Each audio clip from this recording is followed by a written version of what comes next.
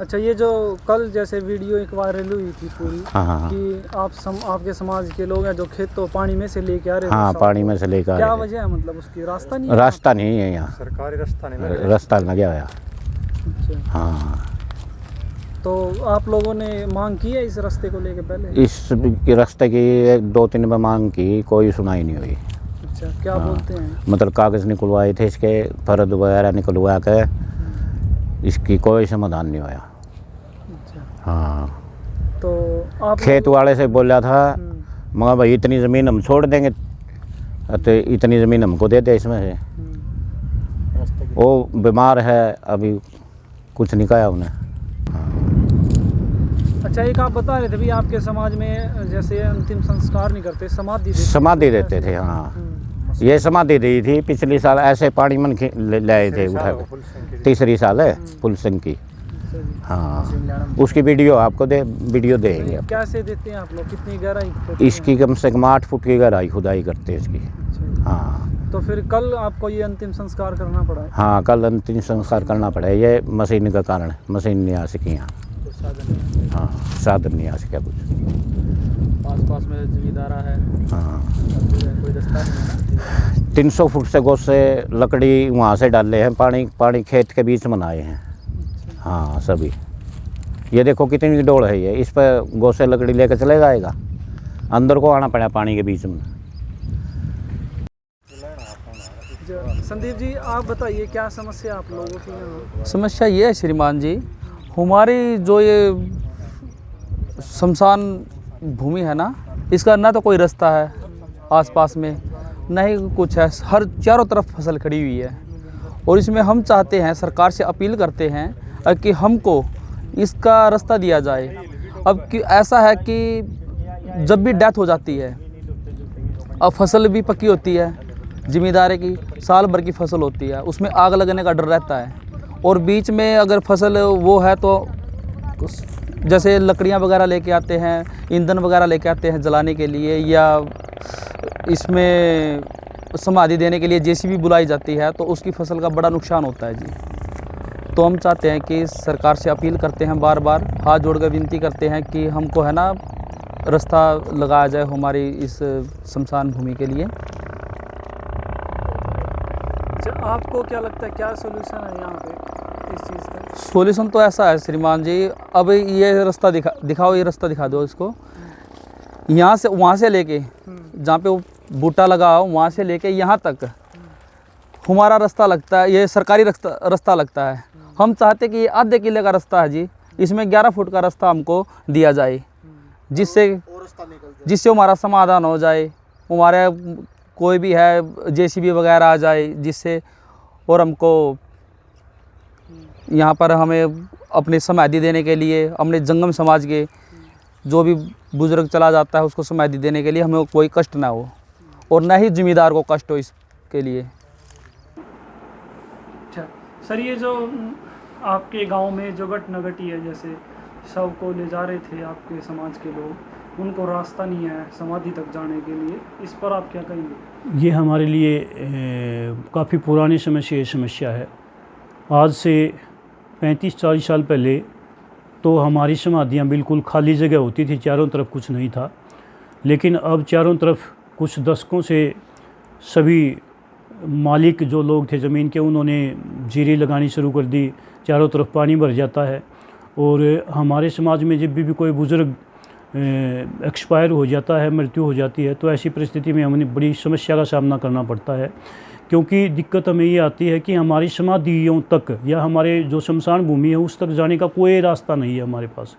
और हम इस बारे में माननीय मुख्यमंत्री से लेकर के प्राइम मिनिस्टर से लेकर के सीएम विंडो पे भी कई बार दे चुके हैं, लेकिन उस बारे में अभी तक रास्ते के बारे में कोई नहीं हमें दिया गया किसी प्रकार का रास्ता, ना कोई कार्रवाई हुई। इसके लिए हम उस 4-5 साल पहले यहाँ पे डीसी आए थे पानीपत में, वहाँ भी हमारे समाज के लोग इकट्ठे होकर के गए थे अजीत बालाजी जोशी के पास। तो उन्होंने आश्वासन दिया था कि आपको ज़रूर रास्ता दिलवाया जाएगा वहाँ तक जाने का, लेकिन उनके आश्वासन के बाद भी कुछ नहीं हुआ। फिर लगातार हम सभी अधिकारियों से कह रहे हैं कि हमें रास्ता दो, लेकिन उस रास्ते के बारे में कोई कुछ नहीं बोलता और ये कह देता है भाई इसका रास्ता इस्तेमाल में नहीं लगा था तो इसलिए आपको रास्ता नहीं दिया जाएगा। इस वजह से हम बड़े दुखी हैं और हमारा समाज इतना पढ़ा लिखा भी नहीं है कि हमें आगे का मार्ग नहीं पता कि आगे हम रास्ता किस तरीके से लें। वहाँ तक जाने के लिए हमें बड़ी समस्या का सामना करना पड़ता है। जब भी डेड बॉडी को लेके जाते हैं तो वहाँ पे पानी भरा होता है चारों तरफ अधिकतर समय।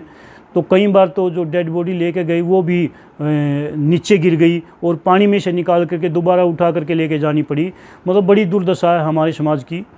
और हमारे समाज के बारे में ना तो ग्राम पंचायत और ना कोई अन्य अधिकारी सोचता है, क्योंकि हमारा वोट बैंक बहुत कम है।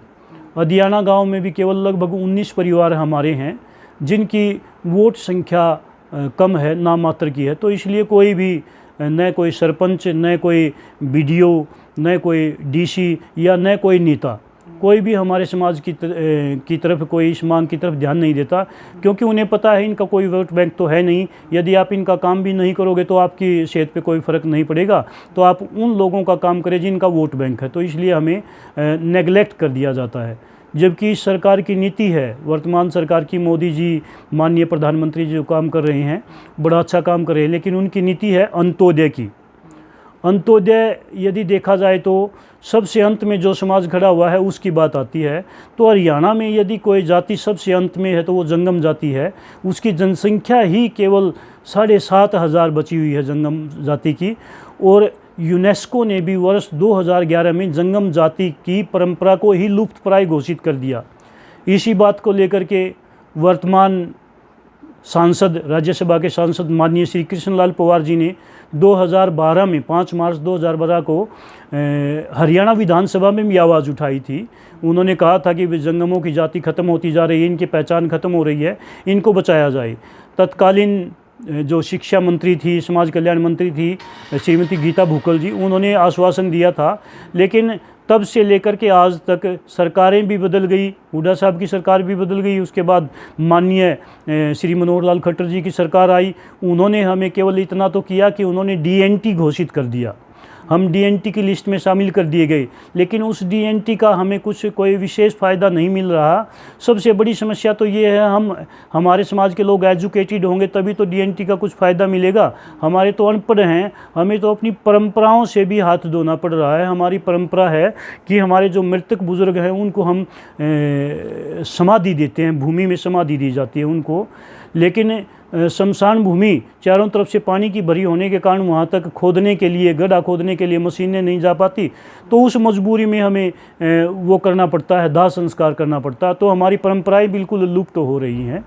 तो मैं तो सभी माननीय जितने भी जो भी मेरी बात को सुन रहा है, चाहे कोई माननीय नेतागण है, चाहे कोई कार्यकर्ता है, किसी भी प्रकार का जो कि सामाजिक कार्य करता है, तो सबसे मैं तो हाथ जोड़ के रिक्वेस्ट करता हूँ कि हमारी इस विनती को सुनो और हमारा कम से कम अंतिम संस्कार करने की जो एक सुविधा होती है तो वो तो हमें अधिकार दे दीजिए, जिससे कि हमारा रास्ता मिल जाए और हम अंतिम संस्कार के समय अपनी डेड बॉडी को आराम से ले जा सके और वहाँ पे दफन कर सकें उनको।